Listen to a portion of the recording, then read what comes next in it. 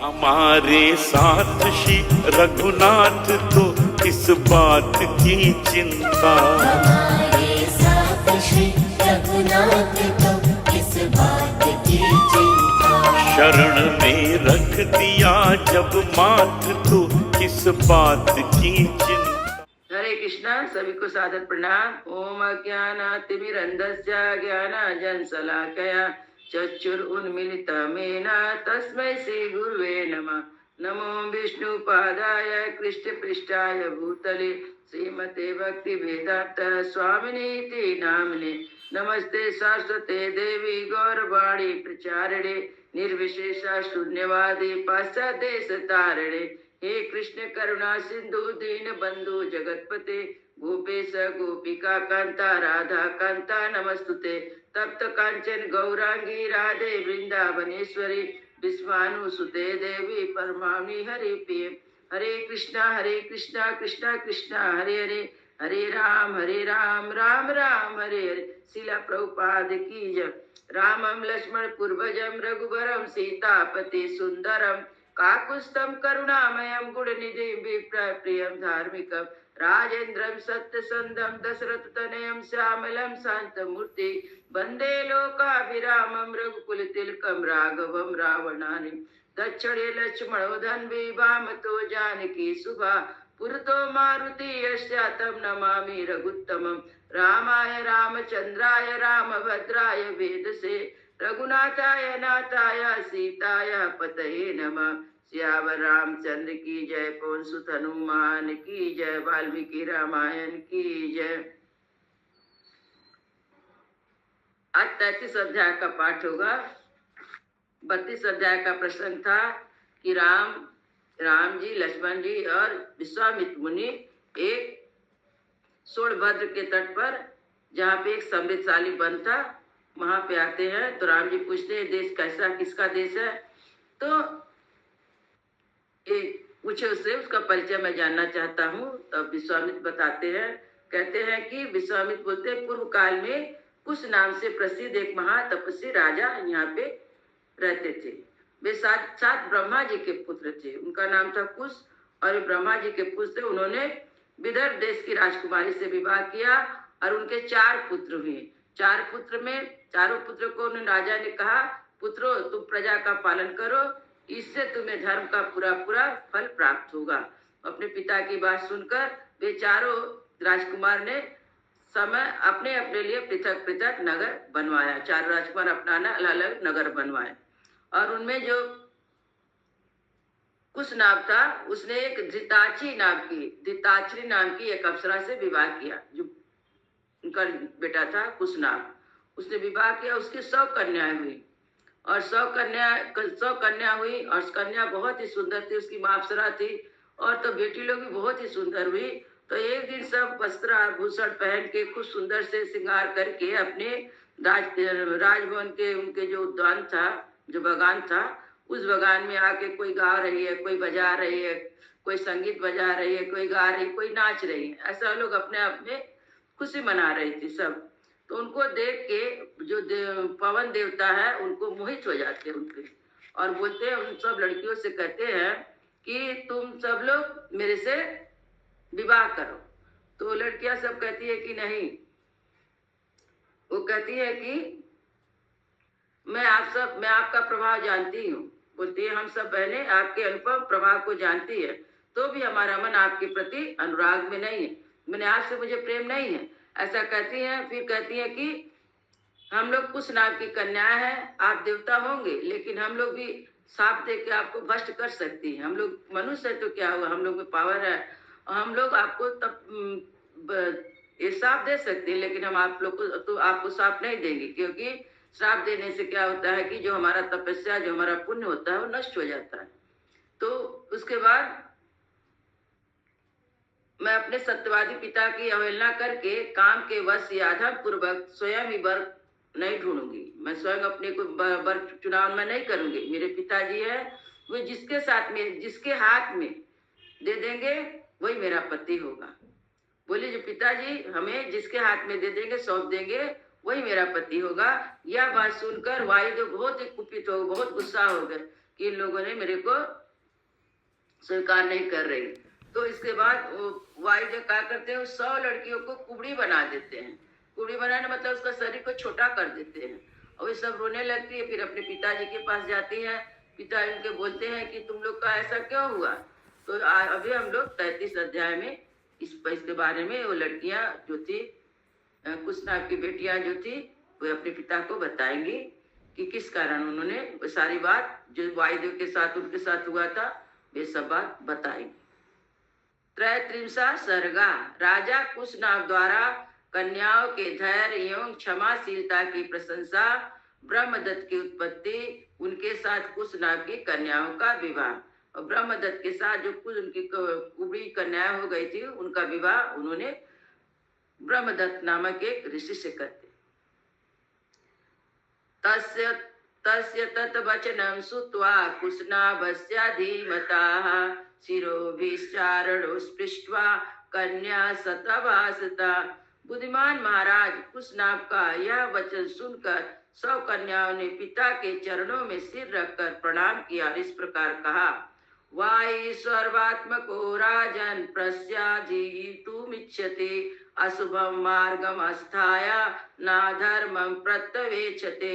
राजन, सर्वत्र संचार करने वाले यह वायुदेव अशुभ मार्ग का अवलंबन करके हम पर बलात्कार करना चाहते थे। धर्म पर उनकी दृष्टि नहीं थी। प्रीतव्यत् स्वस्मा भद्रम ते स्वच्छंदेना वयं स्थिता पितरम नो वृडिष्टु तम यदि नो दास्यते तव। हमने उनसे कहा, देव आपका कल्याण हो, हमारे पिता विद्वान हैं, हम स्वच्छंद नहीं हैं। हम आप पिताजी के पास जाकर हमारा वरण कीजिए, यदि वे हमें आपको सौंप देंगे तो हम आपकी हो जाएंगे।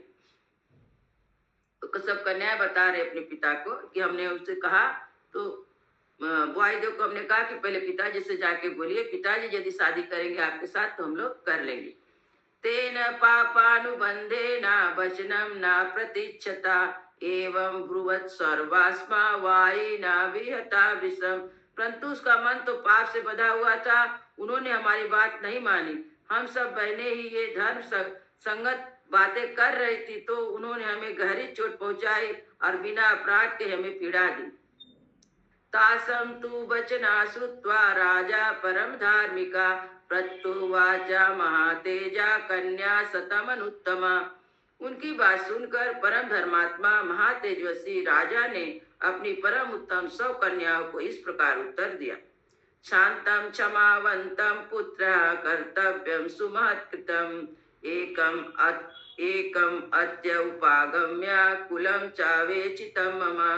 पुत्रियों, क्षमाशील महापुरुष ही कर सकते हैं, वही क्षमा तुमने भी की है। यह तुम लोगों के द्वारा महान कार्य संपन्न हुआ है। तुम सबने एक मत होकर मेरे कुल की मर्यादा पर ही दृष्टि रखी, काम भावना को अपने मन में स्थान नहीं दिया। यह तुमने बहुत बड़ा काम किया है।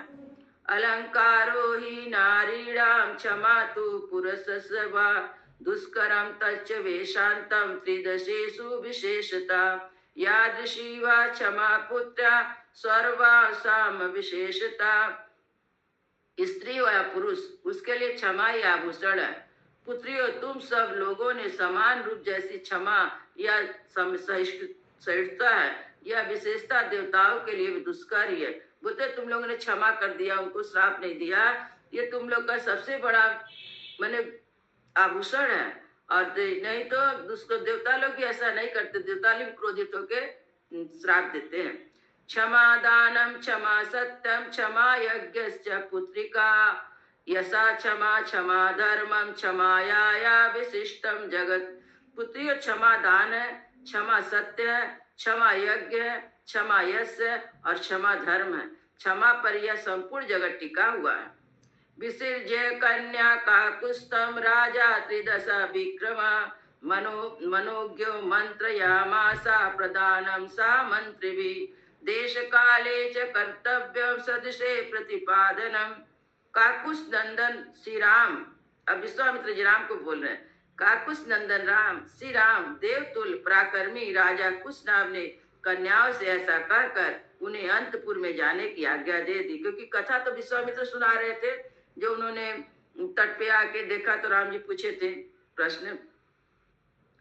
मंत्रणा के तत्व को जानने वाले उस नरेश ने स्वयं मंत्रियों के साथ बैठकर कन्या के विवाह के विषय में विचार आरंभ कर दिया कि अब कन्या का विवाह किसके किया जाए। अपने मंत्रियों के साथ बैठ के विचार कर रहे हैं। विचारशील विषय यह था कि किस देश में, किस समय और किस सुयोग वर के साथ उनका विवाह किया जाए। माने किस देश में और किस समय और किस सुयोग वर, माने एक अच्छा वर के साथ इनका विवाह किया जाए। एतस्मिन्नेव काले तु चूली नाम महादुति ऊर्धरेता शुभाचारो ब्रह्मा तप उपागतम। उसी दिन चूली नाम से प्रसिद्ध एक महातेजस्वी नैष्ठिक ब्रह्मचारी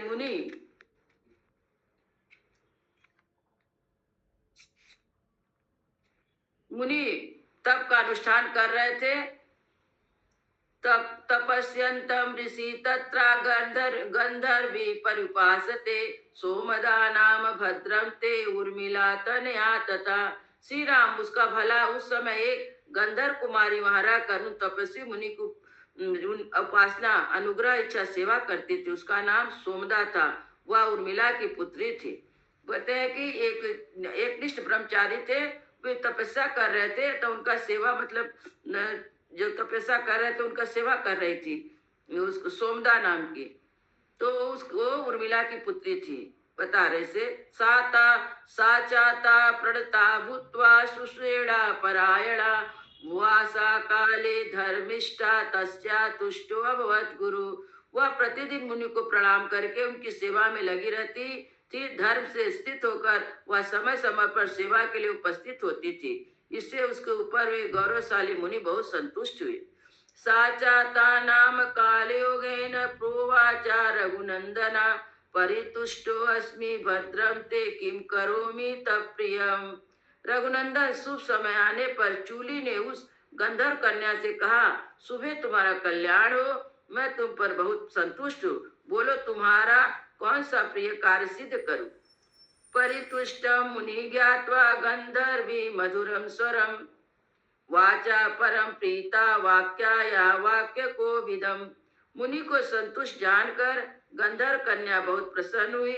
वह बोलने की कला जानती थी। उसने वाणी के मर्मक से मुनि से मधुर स्वर में इस प्रकार कहा, लक्षया समुदितो ब्रह्माया ब्रह्मभूतो महातपा ब्राह्मणे तपसा युक्तम पुत्रम इच्छामि धार्मिकम।